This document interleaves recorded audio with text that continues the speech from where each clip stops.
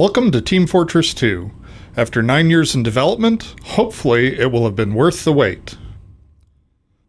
To listen to a commentary node, put your crosshair over the floating commentary symbol and press your primary fire. To stop a commentary node, put your crosshair over the rotating node and press the primary fire again. Some commentary nodes may take control of the game in order to show something to you.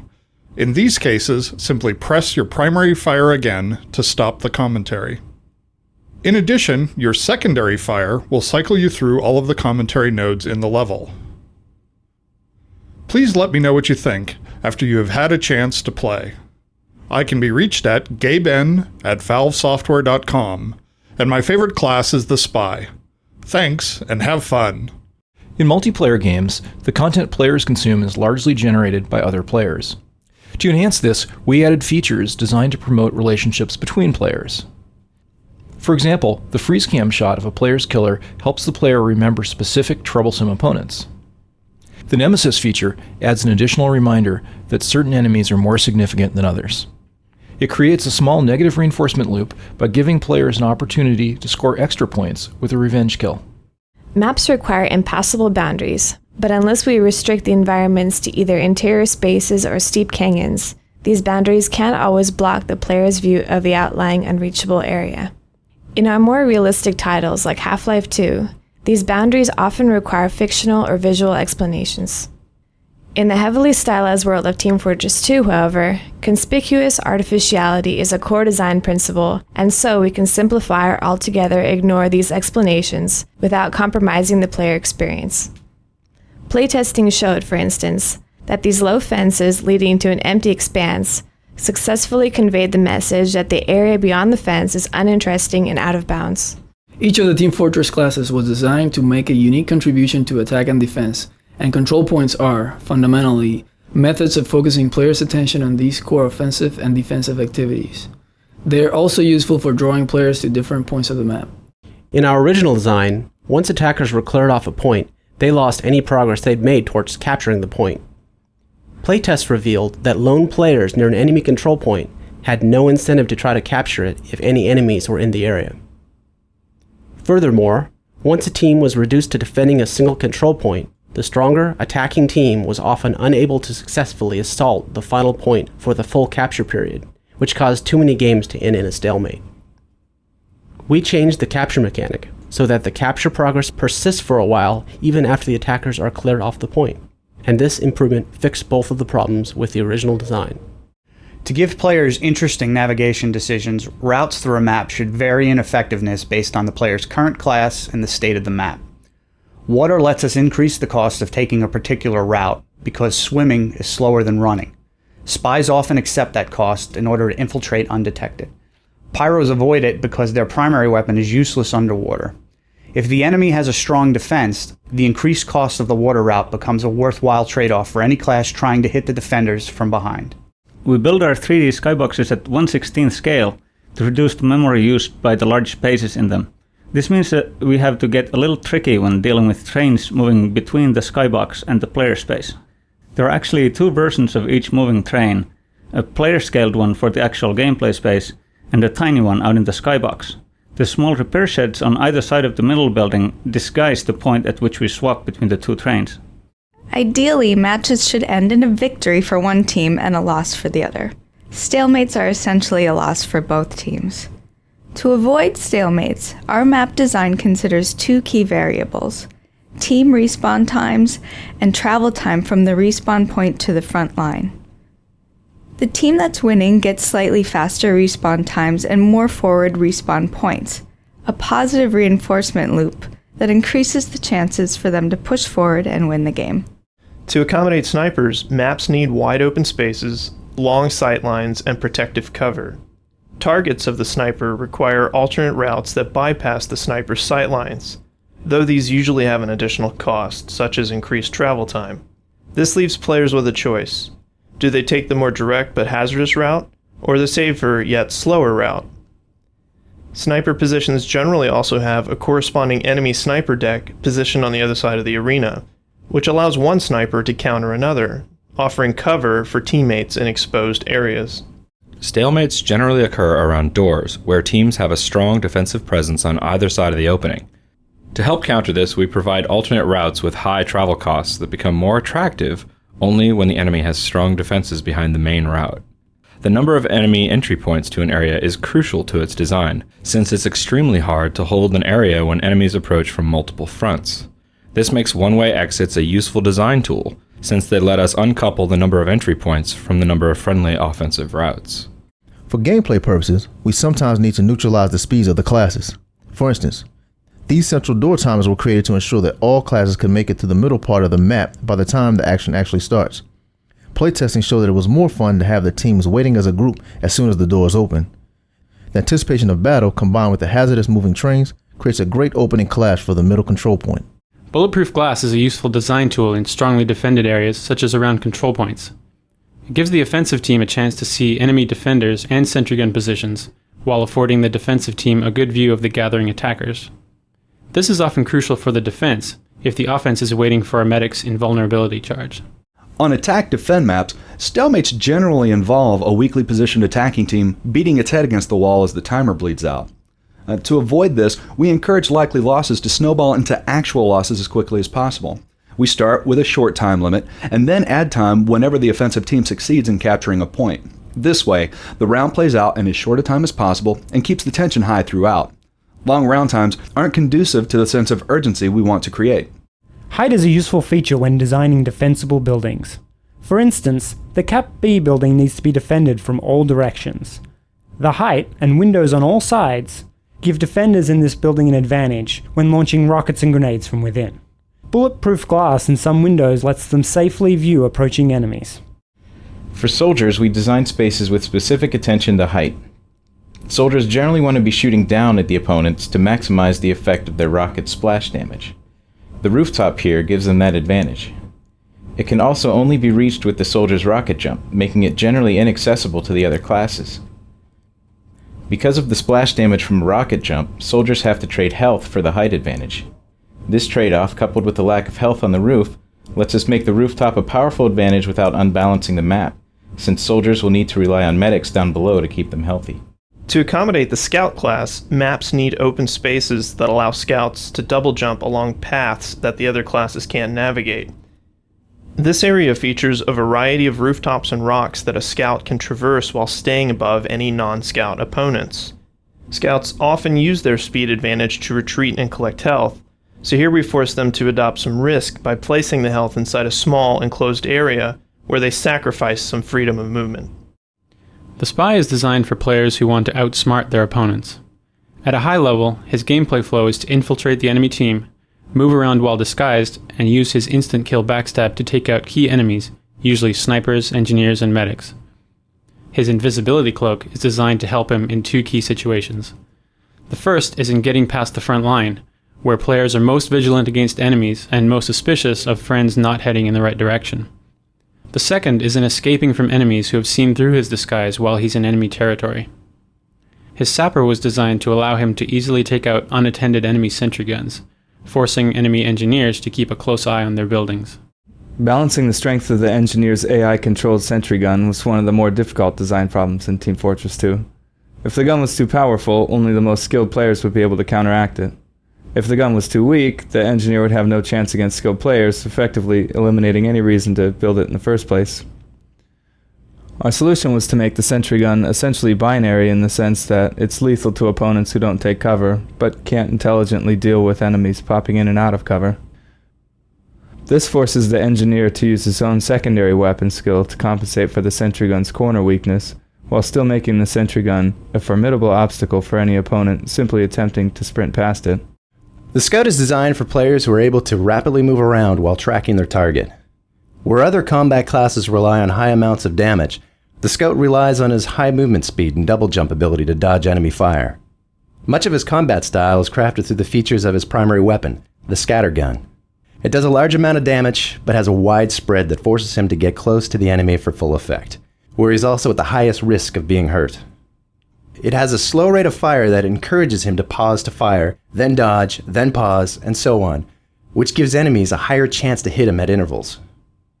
Finally, It holds a small clip and the slow reload time to encourage the scout to pull out of combat to reload, something which he can do easily with his speed, and gives injured enemies a chance to run before the scout returns. The soldier is a core combat class featuring versatile movement and a terrific long-range damage capability. He's designed to be comfortable in almost any combat situation and to be the best long-range anti-sentry gun class. His main weaknesses are designed into his primary weapon, the rocket launcher. It has a small clip size, which forces the soldier to carefully manage his reloads, and it fires relatively slow-moving projectiles, making it ineffectual beyond short range against any opponent who dodges well, like the scout. The sniper rifle was another tricky design problem. To meet players' expectations, a sniper rifle has to be able to kill an opponent with a single shot to the head. On the flip side, we need to ensure it cannot be snap-fired from the hip with the same effect, because then, in the hands of an experienced player, it also becomes the game's most lethal short-range weapon, negating the sniper's primary weakness. To solve this, we implemented a charging damage meter that only appears when the sniper is zoomed. This solution has several beneficial side effects. The low damage both while unzoomed and at the initial zoom ensures that snipers can't kill opponents with impromptu snap fire. The charge time means snipers can deal out low damage shots quickly, or highly damaging shots at slow intervals, which allows opponents to overwhelm them with a coordinated rush. The high damage at the end of the charge rewards sniper-esque behaviors such as locating a decent vantage point and taking very deliberate shots. The Pyro is designed to be the best short-range combat class, aimed at encouraging players to adopt an ambush style of play. To achieve this, we made the Pyro vulnerable in the open, which forces players to seek out enclosed areas and doorways. To add to the Pyro's short-range lethality, we made the flamethrower effects visually noisy, which helps disorient opponents long enough for the flames to finish them off. The Demo Man is the most versatile combat class, capable of rapidly switching from strong offensive pushes to defensive area denial. He is the only indirect fire capability in the game, allowing him to take out sentry guns around the corner, and his sticky bombs give him a grenade jumping ability similar to that of the soldier's rocket jumps. His sticky bombs can also prevent enemies from moving through doorways, cover a retreat, and defend control points even when the Demo Man is somewhere else. With its wide field of fire, the Heavy's minigun lets players who don't have great twitch aiming skills still wade into the thick of combat. To make up for this reduction in the value of the player's aiming skill, we amplified the importance of other skills. For instance, the wind-up time before firing and the Heavy's reduced speed while firing force players to learn to anticipate both the start of combat and incoming enemy attacks. The Medic is the main support class. Previous support classes we've designed had a variety of problems. They didn't require much skill because they stayed back in defended areas, which also kept them out of the funnest parts of the game. Worst of all, this meant they weren't even terribly useful because they generally weren't near the players who most needed to be healed. We designed the Team Fortress 2 Medic to solve these problems, primarily by focusing on keeping them right in the thick of battle. Additionally, we designed the Medigun to be as easy to use as possible, so that medics can focus on survival while healing teammates. Virtually no aiming is required, which lets medics concentrate on following their heal target, who has a huge incentive to keep his medic benefactor safe. Our main goal in designing the Medigun was to build a strong relationship between the medic and his healing target. We wanted to see what we would get if we focused on creating a tight loop between two players, instead of just thinking about getting the larger team to cooperate. The Medigun's design ensures that the medic and his target are extremely conscious of each other, watching their health and relative positions and making tactical choices carefully. We wanted there to be skill involved in being a good healing target, so that medics would seek out and latch onto skilled targets. This helps foster the relationship we were after. Invulnerability adds an element of pacing to the multiplayer experience, which otherwise tends to have fewer emotional highs and lows than a well-crafted single-player game. When an invulnerable medic and his friends come running in, it's an extreme high point for them. It's also a rush for the defenders, who know that they've just got to hold on for 10 seconds until invulnerability fades. Invulnerability also sharpens pacing by helping a team push through a defensive stalemate when the enemy team turtles up and refuses to come out of their base. Without a lack of defensive skirmishers, it's easier for the offense to build up the invulnerability charge without interruption. In addition, invulnerability is a great goal for the medic and rewards him for being an effective healer. We encourage the behavior by adding more charge when the medic is healing injured teammates than when he's healing ones who are already at full health. Multiplayer communities tend to focus on a small group of maps, playing them over again and again. Instead of producing a large number of maps, most of which would go unplayed, we decided to try and build a single map with more innate replayability than any we'd built before. With most multiplayer maps, you know what you'll be doing before the map is even finished loading. In our case, we wanted a map where you couldn't even predict something as basic as your starting point, let alone what you'd be doing when you got there. This map, Hydro, therefore begins with a randomized starting state. The emphasis on control of constantly shifting territories means the map rarely feels repetitive. Meanwhile, the explicit round structure keeps teams focused and provides regular highs and lows as the teams gain and lose territory. Games usually approach stats by comparing the player to everyone else in the world. This is only really of interest to those who are near the top. With Team Fortress 2, we decided that a better approach might be to compare the stats to the player's previous successes, turning them from a worldwide comparative system into a personalized motivational one. The beginning player gets encouragement and acknowledgement that while they're not highly skilled yet, they're getting better all the time. The veterans get to see when they've managed to come close to their previous record, which encourages them to beat that record. The personal stat system also acts as a validation system. When a player feels like they've had a really good run, the stat system pops up and essentially says, "You're right, that was a great run." The more your art direction can use well-understood visual representations, the less work you have to do to explain your game elements. The earliest version of Team Fortress 2 had a heavily realistic art direction. As time went on, we found this was causing us a lot of issues. The differences between our player classes were hard to expose satisfactorily. Weapons firing anything other than bullets were hard to visualize. Our maps didn't make a lot of sense in the real world, where two opposing forces rarely build bases within 50 feet of one another. In addition, the game wasn't visually distinct from our other products. A stylized world had none of these problems. For instance, put the massive heavy next to the pinstripe-suited spy, and players understand both the numerical health differences between the classes and their very different gameplay styles. The medic's healing beam was easily understood by playtesters when they saw the floating red plus symbols streaming into the target. A stylized fiction can easily explain why the team's bases are built right next to each other. Finally, a Team Fortress 2 screenshot is easily recognizable, ensuring that no one will confuse it with another one of our games. Having decided on a stylized art direction, we experimented with a variety of styles before settling on the example of J.C. Leyendecker, an enormously popular illustrator of the early 1900s. Leyendecker's rendering of clothing and material provided a great example of how to add detail to a character, while keeping the clean, sharp silhouette shapes that were key to our class identification. We used normal maps to craft folds of clothing, which provided a fine level of detail when seen up close, without detracting from color values, meant to draw the player's eyes to the all-important weaponry. Characters are the most important piece of art in a multiplayer game, so that is where we spent most of our effort.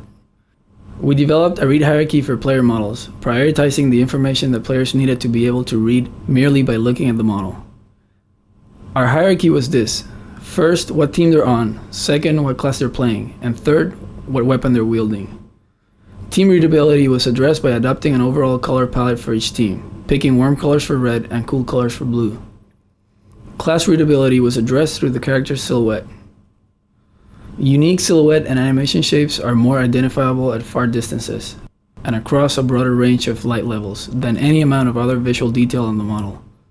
Finally, the weapon was highlighted through the textures. The areas of highest contrast, which attract players' eyes, are all focused around the chest area of our character models, right where they hold the weapon. In addition, the subtle gradient from darkness around the character's feet to the bright areas around the chest also helps draw the player's eyes to the weapons. Player classes form the backbone of Team Fortress 2's gameplay. There are a bunch of reasons why they're a useful design tool. A class is a bottled-up experience designed to be unique relative to the other classes in the game. A player who's getting tired of one class can switch to another class and get a fresh experience. They allow us to cater to players with a variety of different skills and desires. Beginning and advanced players can have fun together. Cautious, cerebral thinkers, strategic defenders, and twitch-firing adrenaline junkies can all find their niche. Team Fortress 2's class design decisions enable us to have a larger number of player abilities in-game while still keeping a single player's decisions down to a manageable level. We first showed Team Fortress 2 at E3 in 1999, and here we are in 2007, so what took us so long? The short answer is that it took us this long to make something that we were happy with. The long answer requires a look at our development process. At its core is the assumption that we don't really know ahead of time what will be fun. We know what's been fun in the past, but if we've got 3 ideas on the table, we really can't say for sure which one will be the most fun when they're done. So we've focused on developing a repeatable process that we'll find out. It's based on a cycle of constant iteration, where evaluation is done by watching as many people play the game as possible. In developing TF2, we tried out many features, a few of which made it into the final product, but most of which were cut. For example, our initial versions of TF2 were focused on trying to build a game around the concept of a commander, a single player who had a real-time strategy view of the battlefield. He would be responsible for building structures and providing a unifying strategy for the team. But there were significant design challenges involved. For instance, how do we design the game such that the commander can have fun and at the same time ensure that the players down on the ground can have fun? How do we ensure that the players and the commander value the output of each other? How do we ensure that the game is still fun if you have a terrible commander, or conversely, if you're a great commander with a terrible team? We spent many months working on these and other issues, and never really reached a point where we were satisfied. In addition, our game had become overly complex, due to our attempts to add a strategy layer deep enough to warrant the addition of the commander in the first place. In the end, we made the hard decision to remove him from the game and moved on. Critical hits are one of the features that resulted from our focus on pacing. The critical hit system attempts to slightly influence the highs and lows of the game by increasing the chance of a critical hit based upon the player's recent performance. In summary, the better you're doing, the more likely you'll continue to do well. This helps create those rare high moments where a single player goes on a rampage and gets 3 or 4 kills in rapid succession. One of the main changes between Team Fortress Classic and Team Fortress 2 was the removal of thrown grenades. Most classes could carry a standard hand grenade along with a secondary grenade, tied more closely to the class. Team Fortress 2's focus on unique class roles led us to notice that the standard hand grenade was a more powerful combat decider than some of the primary weapons. This made the classes more similar in combat, not a desired effect. In addition, when we look at some of the Team Fortress Classic's map stalemates, they often resulted from large amounts of grenade spam. 2 cases were particularly problematic. That of players throwing grenades repeatedly through doorways, hoping to kill an enemy who might be there, and players on the verge of death throwing all their grenades in rapid succession, hoping to get a kill after they die. Removing standard hand grenades made the game more fun almost immediately, especially for new players who were often confused as to why they die when a grenade went off at their feet. When we examined the class-specific grenades, we found similar problems. Eliminating them from playtests gave us yet another boost in making the game more fun. Once we decided on removal, we analyzed each class to see what capabilities might have been lost as a result of the decision. In some cases, we added other capabilities, where we felt a class had lost the ability to make some interesting decisions related to a special grenade type. So late in the project, while other parts of the game were being finished up, we found ourselves with some time left over for extra animation. There were several ideas on the table, including weapon-specific taunt animations. When evaluating a feature, we look at how many other features it connects to, and taunts were the clear winner. They play well with the killer freeze cam, adding to the relationship between the nemesis and his victim. They give us a highly visible place to show off our new facial animation technology, allowing the player to examine it from all angles. Finally, TF2's characters have a lot of personality, and taunts were the perfect way to show that personality through the animation and voice acting. For Half-Life 2, we developed something called response rules, a system that lets us fine-tune the way characters speak lines of dialogue in response to game events that are not completely predictable. In Team Fortress 2, we extended response rules to the multiplayer environment for the first time. The response rule system works by listing speech concepts in a simple text file. The game code then makes characters attempt to speak when the rules or conditions defined in the text file are met in the game. For instance, when a player reloads his weapon, this signals the response rule system that now would be an appropriate time to speak a line about reloading. The response rule system checks the state of the world and matches it to a set of rules that determine the best line of dialogue to use for that speech concept. If the player's health is low, he may speak a different reloading line than if he's completely healthy. He could play a special line if he has killed more than 2 enemies in the last 20 seconds, another set of lines if he's underwater, and so on. Keeping dialogue and rules in script files gives the game's writers the ability to add speech to the game without needing any code support. In our early discussions of rendering styles for the characters, we decided we wanted them to have a look that was illustrative or stylized, without going to the extremes of most toon shaders. We wanted softer lines for shading than was typical for this sort of rendering. So, we used the 2D texture to define the lighting on the characters, and at the point where light and dark meet, we added a hint of warmth to give it that burst of color at the transition. Once we'd achieved the right shading model, we added a rim trim to the characters so they would have a nice highlight around the edges of their silhouettes, which helps them to stand out from the surrounding 3D world. The challenge of the particle system was to create effects that were fun and visually exciting, without being so over the top that no one could read their meaning in the game. In a typical match, there are so many effects on screen at the same time that the biggest danger is visual clutter. Therefore, the effects were refined to be cleaner and simpler. Those that were most important for gameplay were made easier to see, while those that were mainly eye candy were allowed to fall into the background. With 9 classes of characters and so many weapons and unique abilities, one of our biggest challenges was exposing all these combinations to players without overwhelming them. Even the short list of essential information is intimidating, including map goals, the whereabouts of their friends, who's shooting them with what weapon, and so on. We didn't have any way to make all of this information visual, so first we had to prioritize and come up with an essential list of things every player needed to know in order to just have fun. Information they could learn by playing the game, such as map layout, was of secondary importance, but there was also information, such as the medic's invulnerability charge, that would be completely invisible unless we exposed it. We tried to avoid attaching 2D elements to the HUD as much as possible, since we wanted players to be looking at the 3D world we'd built rather than some abstract representation. For example, players always see their own team's spies as a spy, but they need to know how that spy is disguised to the other team. We first tried a quick hack where we put an icon representing the spy's current disguise, floating above his head. This icon proved baffling to playtesters. When we tackled the problem by putting cutout paper masks on the spy, it not only fit the humorous style of the game, it let players get all the pertinent information directly from a quick look at the spy's model, thus keeping them focused on the characters and on the action of the game. We took this as a lesson in how holding ourselves to a strong design principle can often force us to come up with better solutions than if we'd taken the easy route. To achieve a style of character shading which is consistent with the early 20th century commercial illustrations that influenced our art direction, we alter the diffuse lighting on characters. Here we can see the heavy weapons guy as he appears in Team Fortress 2, using this type of shading style. Note the tight transition between the light and dark sides of the skin on his upper arm. Using a traditional shading model as seen here, the character lighting appears too soft and lacks the distinctive look seen in hand-painted illustrations. Our shading model, however, captures the dramatic transition between light and dark and helps to define the unmistakable look of Team Fortress 2.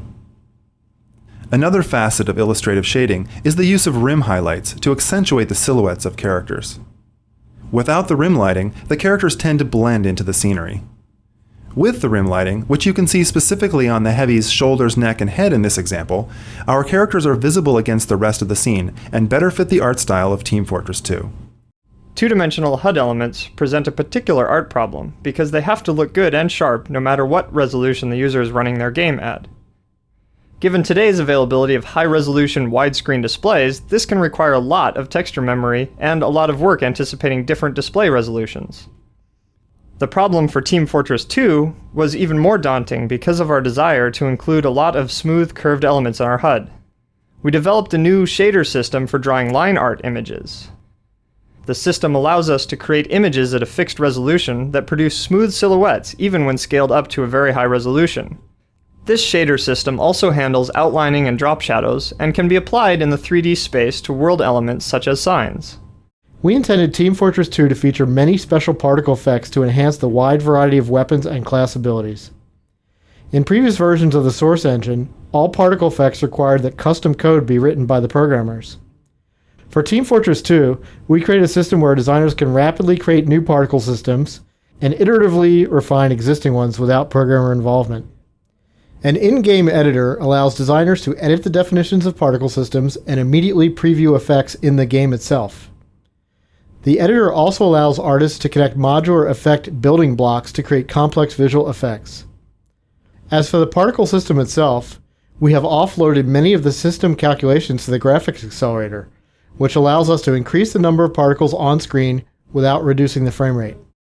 Once we had a handle on the art direction for our world and characters, we turned our attention to the weapons and gadgets. While these objects have some grounding in reality, they usually diverge in significant ways.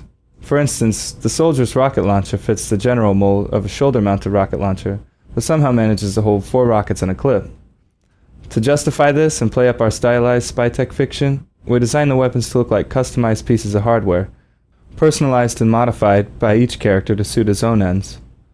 In keeping with the industrial theme of the game, we looked to 60s-era product design principles for our primary weapons, then focused on musical instruments for secondary and melee weapons, thinking these would reinforce the connection between the secondary items and each character's personality. When designing areas for high levels of combat, we try to avoid complexity and chaos. Complex geometry confuses players, making it hard for them to track enemies and interfering with their movement and aiming during combat. The most chaotic combat tends to occur when the size of the room fails to support the number of players fighting in it. In this final area of the map, we wanted a free-form battle to rage for some time before anyone could achieve a decisive victory. To achieve this, we built a wide-open area with several entrances and gave players a variety of attack and defense options at various heights. Rather than depend on elevators and ladders, we relied on ramps, since these allow freedom of movement at all times instead of confining players. Through playtesting, we made many changes to the dimensions of the room, the size of cover elements, and the size of the entrances, thus ensuring the area could accommodate a battle of many players. Unlike maps in Team Fortress such as Two Fort and Well, which have their respective blue and red sides, Hydra's 4 main arenas can be owned by one team or the other. We needed an overall theme that justified structures like rock walls and tunnels, but which also had a neutral color scheme. We chose a desert theme with a palette of a reddish-brown rock, cool blue sky, and neutral light colors that complement the surrounding area. The colors of the separate areas vary slightly, but still key together. The announcer for Team Fortress 2, Ellen McLean, has the rare distinction of being the only voice actor to perform in all the products in the orange box. For a role in Team Fortress 2, we had Ellen try various reads on the same lines, letting her ad-lib different personalities. On the 5th try, she came up with the winner. Her disappointed and slightly angry evil overlord clearly lets you know, in the world of Team Fortress 2, a tie does not mean everyone wins, but that everyone loses. This area presented a difficult problem. Since the arena is primarily an interior, there wasn't much we could do to alter its basic structure, so we concentrated on careful management of the interior shapes to create an iconic space. The building is essentially a box with big rectangular windows, contrasted by round elements, such as the generators, in the center. To create depth and parallax, we added linear elements such as railings and cables. We used contrasting values of dark and light on the floor with brightly lit walkways to create an interesting value pattern. All these elements work together to draw the player's eye to the flag, which must always be the focal point of the arena.